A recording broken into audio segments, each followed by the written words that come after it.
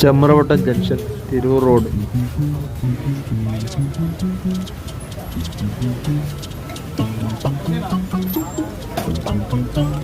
ഒരു ചായ ചെടി എത്ര മണി വരെ ഉണ്ടാവും?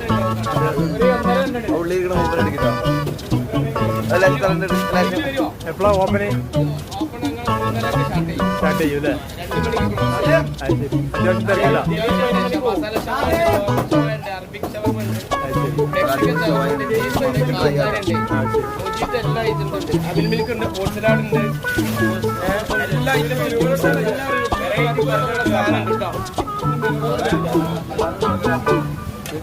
സാധനങ്ങളാണ് ഒന്ന് വന്ന് ട്രൈ ചെയ്ത എത്ര സാൾട്ട് ആളുകൾ എത്ര റെസ്റ്റോറന്റ് അല്ലേ?